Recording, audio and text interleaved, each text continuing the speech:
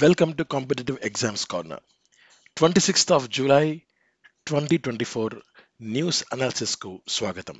ఈరోజు మన ముందున్న మొదటి news, states have unlimited right to tax mineral rich lands. ఇది ఏంటంటే మామూలుగా ఒక స్టేట్ కానీ అది స్టేట్ గవర్నమెంట్ కానీ సెంట్రల్ గవర్నమెంట్ కానీ రన్ అవ్వాలి అంటే వాళ్ళకు కొంత ఆదాయం కావాలి. ఆ ఆదాయం నార్మల్గా ట్యాక్సెస్ నుంచి కానీ అండ్ వేరే వాళ్ళకి ఏదైనా సంథింగ్ ఏదైనా బారోయింగ్ అంటే వాళ్ళకు అప్పులు ఇస్తే ఆ అప్పుల నుంచి వచ్చే వడ్డీ నుంచి కానీ సో ఇలా వాళ్ళకు ఆదాయం వస్తూ ఉంటుంది. అది సెంట్రల్ ఆర్ స్టేట్ ఏదైనా సరే. ఇక్కడ సుప్రీంకోర్టు ఒక వర్డిక్ట్ ఒక తీర్పుని ఇచ్చింది. ఆ తీర్పు ఏంటంటే మినరల్ రిచ్ ల్యాండ్స్ ఉంటాయి, ఆ ల్యాండ్స్ మీద పన్ను వేసి వాళ్ళు ఆదాయం సమకూర్చుకోవచ్చు రాష్ట్రాలు అని చెప్పి సుప్రీంకోర్టు ఒక తీర్పుని ఇవ్వడం జరిగింది. మనకు mines and mineral development and regulation act 1957 ప్రకారంగా ఏ ఒక్క రాష్ట్రం కూడా ఏ ఒక్కరు నిషేధించరు. అంటే ప్రతి ఒక్క రాష్ట్రం వాళ్ళ ఏరియాస్లో ఉండే మినరల్ రిచ్ ల్యాండ్స్ ఏవైతే ఉంటాయో వాటి మీద ట్యాక్స్ వేసి వాటి మీద పన్ను వేసి వాళ్ళు నిరంతరాయంగా వాళ్ళు అమౌంట్ని అర్న్ చేసుకోవచ్చు అని చెప్పి సుప్రీంకోర్టు ఒక సంచలనమైన తీర్పుని ఇవ్వడం జరిగింది. అండ్ దీనికి సంబంధించిన కేంద్రానికి కూడా నోటీసులు పంపించింది. So constitution bench in an 8:1 verdict. 8:1 అంటే మొత్తం 9 మెంబర్స్ ఉంటే అందులో 8 మెంబర్స్ ఈ వర్డిక్ట్ కి సపోర్ట్ చేయడం జరిగింది అండ్ ఒకరు మాత్రము ఈ వర్డిక్ట్ ని విభేదించడం జరిగింది. కానీ ఎవరైతే మ్యాక్సిమం అంటే ఇప్పుడు 9 మెంబర్స్ లో 5 మెంబర్స్ ఏదైతే చెప్పారో అదే ప్రివేల్ అవుతుంది, అదే బయటికి ప్రెస్ కి ఆ యొక్క తీర్పుని రిలీజ్ చేయడం జరుగుతుంది. Holds that Parliament through Mines and Minerals Act cannot restrict states from legislating on taxation of mining lands, quarries. Any dilution will impact their ability to raise revenue. ఈ విషయంలో ఏ చిన్న ఇంపాక్ట్ వచ్చినా కూడా ఆ రాష్ట్ర ప్రభుత్వాలు రెవెన్యూస్ని రైజ్ చేసుకునే అవకాశాన్ని కోల్పోతాయి, ఆ సామర్థ్యాన్ని కోల్పోతాయి అని చెప్తున్నారు. The verdict came in the batch of 86 appeals filed by the different state governments, mining firms and public sector undertakings. చాలా మంది ఈ విషయం మీద సుప్రీంకోర్టులో కేసు వేయడం జరిగింది. దాదాపు 86 కేసులు సుప్రీంకోర్టు అపీల్స్ రిసీవ్ చేసుకోవడం జరిగింది. ఈ విషయం మీద వాళ్ళు సుదీర్ఘమైన దర్యాప్తు చేసి ఈ యొక్క తీర్పుని బయటికి చెప్పడం జరిగింది. A 9-judge constitution bench headed by the Chief Justice of India D.Y. Chandrachud on Thursday held by an 8:1 majority that Parliament cannot limit the power of state legislatures to tax mineral bearing lands and quarries. The judgment freeing states from the restrictions. So వాళ్ళకు అంటే 9 మంది ఉన్న ధర్మాసనం ఏం చెప్పింది అంటే ఇందాక నేను చెప్పిన విషయమే, స్టేట్ లెజిస్లేచర్స్ అంటే స్టేట్ అసెంబ్లీస్ మాత్రము వాళ్ళు ఆ మినరల్ ల్యాండ్స్ ఏవైతే ఉంటాయో వాటి మీద పన్ను వేసి ఆ పన్నుని అమౌంట్ని వాళ్ళు ఈజీగా తీసుకోవచ్చు, అంటే ఆ స్టేట్స్ ఆ ఫండ్ని ఎంజాయ్ చేయొచ్చు అని చెప్పి ఇక్కడ వాళ్ళు చెప్పడం జరిగిందనమాట. దీన్ని ఏ ఒక్కరు కూడా దీన్ని ఆపడానికి వీలు లేదు, ఎస్పెషల్లీ పార్లమెంట్ కూడా దీన్ని ఆపడానికి వీలు లేదని చెప్పి వాళ్ళు చెప్పడం జరిగింది. సో ఎనీ డైల్యూషన్ అంటే సంథింగ్ ఏదైనా వ్యతిరేకంగా జరిగితే in the taxing powers of the state legislatures will necessarily impact their ability to raise revenues, which in turn will impede their ability to deliver welfare schemes and services to the people. ఒకవేళ వాళ్ళు ఇలా ఆదాయం కనుక వాళ్ళకు కిందికి పడిపోతే వాళ్ళు welfare schemes ద్వారా ప్రజలకు మంచి చేయడం అనేది కూడా దాన్ని ఇంపాక్ట్ చేస్తుంది. సో కనుక మీరు ఈ విషయంలో స్టేట్స్ని రిస్ట్రిక్ట్ చేయకండి అని చెప్పి ఇక్కడ చెప్పడం జరుగుతుంది. అండ్ సో ఇదేంటంటే directly correlated to the rising of government revenues. ప్రభుత్వానికి వచ్చే ఆదాయం ఏదైతే ఉంటుందో ఆ ఆదాయానికి ఇది డైరెక్ట్గా లింక్ అయి ఉంది కనుక దీన్ని ఆపడానికి వీలు లేదని చెప్తున్నారు. అండ్ ఇక్కడ చంద్రచూడ్ గారు ఒక పదం వాడారు, ఫిస్కల్ ఫెడరలిజం అని. అదేంటంటే it entails that the power of the states to levy taxes within the legislative domain carved out to them and subject to the limitations laid down by the constitution must be secured from the unconstitutional interference by the parliament. So ఏదైతే స్థలాలు ఆ రాష్ట్ర ప్రభుత్వాల కంట్రోల్లో ఉన్నాయో దానికి సంబంధించిన పన్నులు ఆ రాష్ట్ర ప్రభుత్వాలు తీసుకోవచ్చు. సో ఇందులో పార్లమెంట్ ఇంటర్ఫియర్ అవ్వడానికి వీలు లేదు అని ఆయన తీర్పుని ఇవ్వడం జరిగింది. అండ్ ఇక్కడ the verdict noted how mineral rich states such as Chhattisgarh, Jharkhand, Odisha continue to have per capita income below the national average. So ఇది మనకు ముఖ్యమైన అంశం. Next, mines and minerals development regulation act 1957 కూడా ఈ యొక్క ఆదాయాన్ని వాళ్ళని రిస్ట్రిక్ట్ చేయడానికి వీలేదని చెప్తున్నారు అనమాట. నెక్స్ట్, ఇది ఒక ముఖ్యమైన అంశం అండి. సో మినరల్ రిచ్ ల్యాండ్స్ ఏవైతే ఉంటాయో ఆ మినరల్ రిచ్ ల్యాండ్స్ మీద రాష్ట్ర ప్రభుత్వాలు పన్ను వేసి ఆ పన్నుని వాళ్ళు స్వీకరించవచ్చు. సో అది వాళ్ళకు అన్లిమిటెడ్ రైట్ అని చెప్పి chief justice of India DY Chandrachud garu తీర్పుని ఇవ్వడం జరిగింది. Next important news, IT portal fixed, July 31 deadline to file returns unlikely to be extended. So ఈ యొక్క ఇన్కమ్ ట్యాక్స్ పోర్టల్ అన్నది ఇంతకుముందు కొంచెం ఇష్యూస్ ఉండింది, ఇప్పుడైతే ఎటువంటి ఇబ్బంది లేదు. సో జూలై 31న డెడ్ లైన్గా ఉంది, అయితే unlikely to be extended. So extend చేయడానికి పెద్దగా అవకాశం లేదని చెప్పి ఇక్కడ చెప్తున్నారు. అయితే ఈ ఆర్టికల్లో examination point of view income tax గురించి అండ్ సిబిడిటి గురించి మనకు ముఖ్యమండి. ఇక ఇవన్నీ మనకు పెద్దగా ఎగ్జామినేషన్ పాయింట్ ఆఫ్ వ్యూ ముఖ్యమైతే కాదు. అండ్ ఇక్కడ CBDT chairperson Ravi Agarwal, so CBDT full form central board of direct taxes. ఇక ఇన్కమ్ ట్యాక్స్ రీసెంట్గా న్యూస్లోకి వచ్చింది. మనకు 2023-24 స్లాబ్ ఏంటంటే అప్ టు 3 lakhs మనకు ఎటువంటి ట్యాక్స్ ఉండదు. 3 to 6 lakhs 5%, 6 to 9 lakhs 10%, 9 to 12 lakhs 15%, 12 to 15 lakhs 20%, 15 lakhs more than 15 lakhs వచ్చి మనకు 30% అన్నమాట. సో అయితే మనకు ఈ 3 మాత్రం మనకు చేంజ్ అయిపోయాయి అన్నమాట. సో అప్ టు 3 lakhs మనకు ఇప్పుడు 2024-25 రీసెంట్గా Indian finance minister Nirmala Sitharaman గారు ఆవిడ ఇచ్చిన బడ్జెట్లో చెప్పిన దాని ప్రకారంగా 3 లక్షల వరకు ఎటువంటి ట్యాక్స్ ఉండదు, 3 నుంచి 7 లక్షల వరకు 5%, ఇంతకుముందు 6 ఉండింది ఇప్పుడు 7 అయిందనమాట. నెక్స్ట్ 6 to 9 ఇది 7 to 10%, నెక్స్ట్ 10 to 12 ఇది 9 to 12 ఉంది, 10 to 12 15%. ఈ 3 మనకు రీసెంట్గా చేంజ్ అయిన ఇన్కమ్ ట్యాక్స్ అప్డేట్ అనమాట. So let's move to the next news. First budget of మాజీ government pegged at 2.65 lakh crore names of BJD regime's flagship schemes changed. So మనకు Odisha government కూడా బడ్జెట్ని ప్రవేశపెట్టింది. సో వాటికి సంబంధించిన అంశాలు ఇక్కడ వాళ్ళు ఇవ్వడం జరిగింది. ఒడిషా చీఫ్ మినిస్టర్ మోహన్ మాజీ who also holds the finance portfolio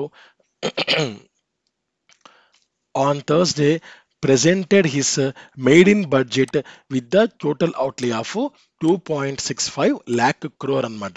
so 2,65,00,000 కోట్లతో బడ్జెట్ని ప్రవేశపెట్టడం జరిగింది ఒడిషా చీఫ్ మినిస్టర్ మోహన్ మాజీ.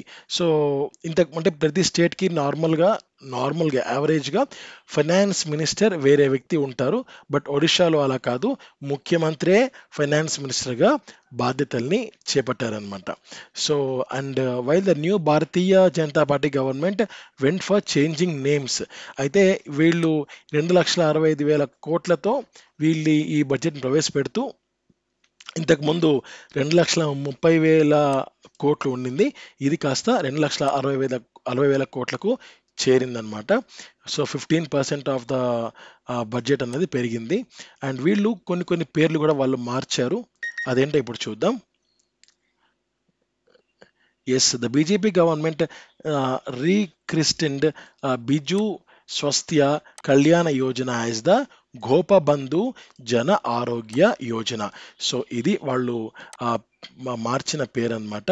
తర్వాత ఈ ఆయుష్మాన్ భారత్ ప్రధాన్ మంత్రి జన్ ఆరోగ్య యోజన కూడా వాళ్ళు కాస్త మంచిగానే ఎక్కువ అమౌంట్ వాళ్ళు ఇవ్వడం జరిగింది. So the major health assurance schemes will be implemented in the convergence mode. So ఆ యొక్క పథకంలోకే మెజారిటీ హెల్త్ స్కీమ్స్ అన్నవి రావడం జరుగుతుందన్నమాట. తర్వాత the state government made budgetary allocation of 10,000 crore for launching Subhadra Yojana, it's major poll promise.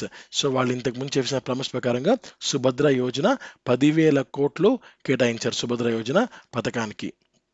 So the scheme reinforces the government's commitment to women entrepreneurship, empowerment and financial independence. An amount of 10,000 crore is proposed in the budget of the implementation of the scheme. So ఆ scheme ఏంటంటే ముఖ్యంగా ఆడవాళ్లకు entrepreneurship కోసం అని చెప్పి వాళ్ళు సింగిల్గా బతకడానికి అని చెప్పి వాళ్ళు అంటే ఈ ఇబ్బంది లేకుండా ఫైనాన్షియల్గా ఆధారపడకుండా ఇబ్బంది పడకుండా ఉండాలని చెప్పి ఈ యొక్క 10,000 కోట్లు కేటాయించి ఈ స్కీమ్ని స్టార్ట్ చేయడం జరిగింది. ఆ స్కీమ్ పేరు సుభద్ర యోజన, ఒడిషా గవర్నమెంట్ అనమాట.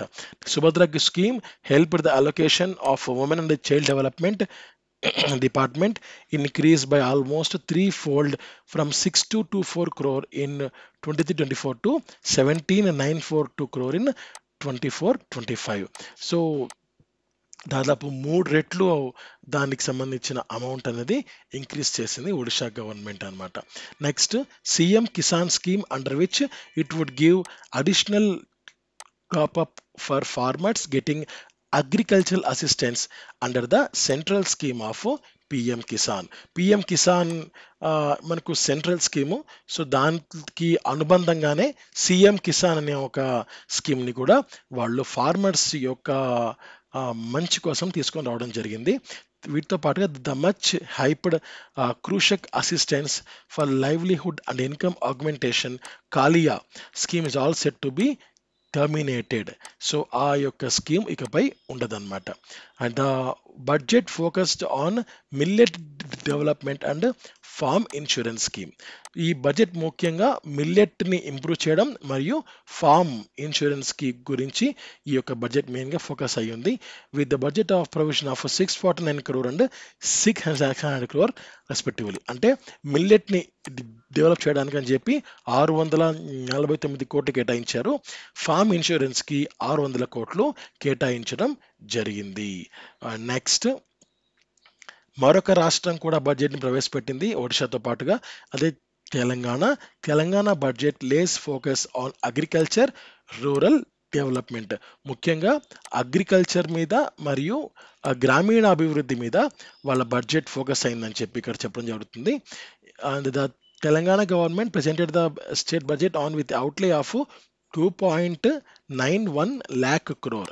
అదే ఒడిషా గవర్నమెంట్ ఎంత అయింది, 2.65 lakh crore, Telangana 2.91 lakh crore for the financial year 24-25 with emphasis on welfare and development of agriculture and allied sectors. So ఈ యొక్క వెల్ఫేర్ మీద, డెవలప్మెంట్ ఆఫ్ అగ్రికల్చర్, తర్వాత వాటికి సంబంధించిన పరిశ్రమల మీద ఫోకస్ చేస్తూ 2,91,000 కోట్ల బడ్జెట్ని తెలంగాణ గవర్నమెంట్ ప్రవేశపెట్టడం జరిగింది. And Telangana government finance minister Mallu బట్టి విక్రమార్క ఆయన ఈ బడ్జెట్ని స్టేట్ అసెంబ్లీలో ఇంట్రొడ్యూస్ చేయడం జరిగింది అనమాట. మొత్తం కలిపి మనకు revenue expenditure 2.2 lakhs crore and capital expenditure 33,487 crore అనమాట. And next, major share, the budget has a special focus on few sectors, the major being agriculture with a secured major portion of the overall allocation. So ఎక్కువగా వాళ్ళు focus చేసింది agriculture మీద అని చెప్తాం జరుగుతుంది. Agriculture for instance allocated the lion share అంటే సింహభాగము, అంటే majority of 72,569 crore అనమాట. సో 1/4 ఆఫ్ టోటల్ అవుట్లే, అంటే మొత్తం అమౌంట్లో దాదాపు 1/4 అమౌంట్ అగ్రికల్చర్కి కేటాయించడం జరిగింది. And followed by scheduled caste development and scheduled tribe development contributing little more than 50,000 crore, taking the total allocations to 3 sectors up to 1.22 lakh crore. So మొత్తం మీద మనకు 2,91,000 కోట్ల బడ్జెట్లో 3 అంశాల మీద ఎక్కువగా ఫోకస్ చేయడం జరిగింది. ఒకటి అగ్రికల్చర్ 72,000 కోట్ల చిల్లర, తర్వాత మనకు షెడ్యూల్డ్ క్యాస్ట్ ఎస్సీ డెవలప్మెంట్కి సంబంధించి 33,000 కోట్ల చిల్లర కేటాయించారు. షెడ్యూల్డ్ ట్రైబ్ గురించి 17,000 కోట్లు కేటాయించడం జరిగింది. సో మొత్తం కలిపి ఈ మూడే మనకు 1,22,000 కోట్లని వాళ్ళు కేటాయించడం జరిగిందనమాట. సో ఇది మనం గుర్తుపెట్టుకోవాల్సిన ముఖ్యమైన అంశం. And the finance minister presented the budget. It is the first full budget of the Congress government after a decade with a revenue surplus of 297 crore. బాగా గుర్తుపెట్టుకోండి, 297 కోట్ల రెవెన్యూ సర్ప్లస్తో గవర్నమెంట్ ఆఫ్ తెలంగాణ ఈ బడ్జెట్ని ప్రవేశపెట్టింది.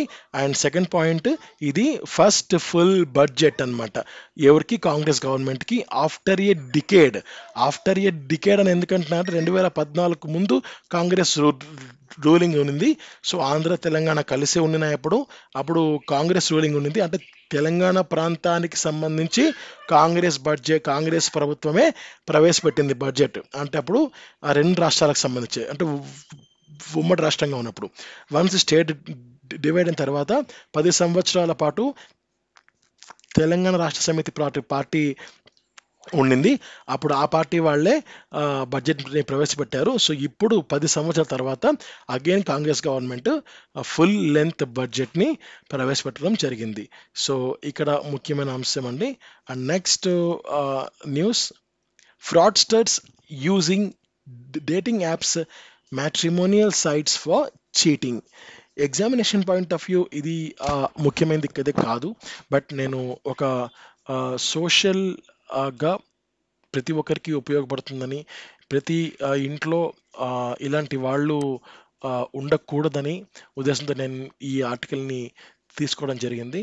So fraudsters using dating apps matrimonial sites for cheating. Recently, a software employee from Visakhapatnam received a friend request from unknown young woman on Instagram. After accepting the request, they started chatting and exchanged their contact numbers. So ఒక software employee రీసెంట్గా విశాఖపట్నం సంబంధించిన వ్యక్తి, ఆయన ఇన్స్టాగ్రామ్లో ఒక request అనేది ఆయనకు రావడం జరిగింది. సో ఆయన దాన్ని యాక్సెప్ట్ చేశారు. సో వాళ్ళు రెగ్యులర్గా చాటింగ్ చేసుకున్నారు. ఆ తర్వాత వాళ్ళకు ఫ్రెండ్షిప్ మంచిగా అయిన తర్వాత దాదాపు ఆమెకు 22 లక్షలు ఆయన ఆ అమ్మాయికి ఆయన ఒక అప్పుగా ఇవ్వడం జరిగింది.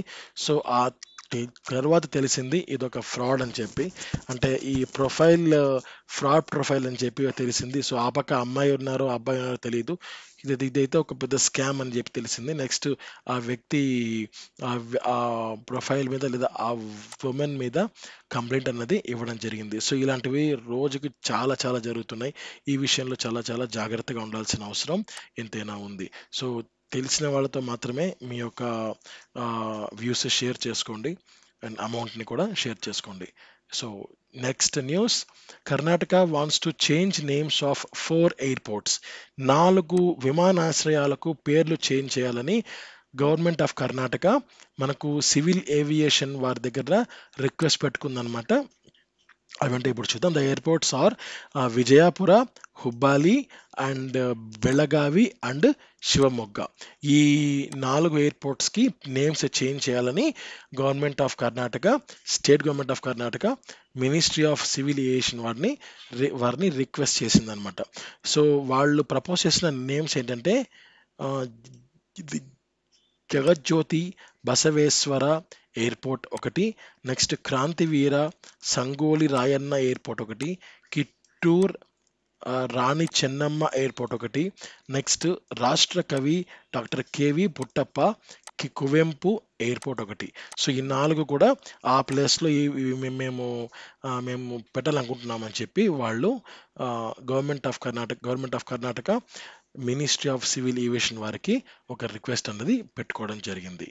So next, government plans data bank on trends in jobs and unemployment. So unemployment is becoming a big issue. దాదాపు ఒక 10 సంవత్సరాలుగా ఇండియాని ఒక పట్టి పీడిస్తున్న అంశం అన్ఎంప్లాయ్మెంట్.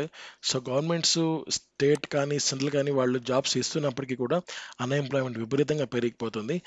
దానికి సంబంధించి గవర్నమెంట్ ఒక కొత్త నిర్ణయం తీసుకుంది. Amit complaints that the country does not have a comprehensive data bank on the trends in employment, unemployment, wage loss, job loss, the union government has decided to create employment data collection mechanism in collaboration with the departments of all ministries. So అయితే ఎక్కడెక్కడ ఎన్నెన్ని jobs ఉన్నాయి, ఎక్కడెక్కడ ఎన్నెన్ని ఖాళీలు ఉన్నాయి and ఎక్కడెక్కడ veg ఎంత, సో ఇలాంటి విషయంలో ఒక డేటా బ్యాంక్ అనేది గవర్నమెంట్ ప్రజెంట్ ఇండియన్ గవర్నమెంట్లో లేదు. అంటే